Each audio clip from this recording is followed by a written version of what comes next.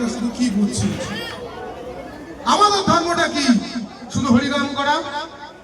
ভগবান শ্রীকৃষ্ণকে পারতেন নিজে হাতে সবটা করে দিতে, অর্জুনকে যুদ্ধের জন্য আহ্বান না করে পারতেন কিনা? কিন্তু সে তিনি কি করেছেন? তিনি তো স্বয়ং ভগবান ছিলেন।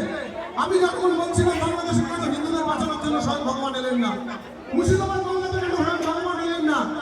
না, একটাই কারণ, আমরা কি আমাদের ধর্ম পালন করেছি?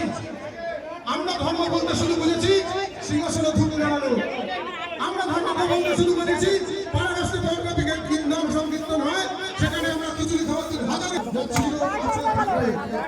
আপনাকে কেউ মানলে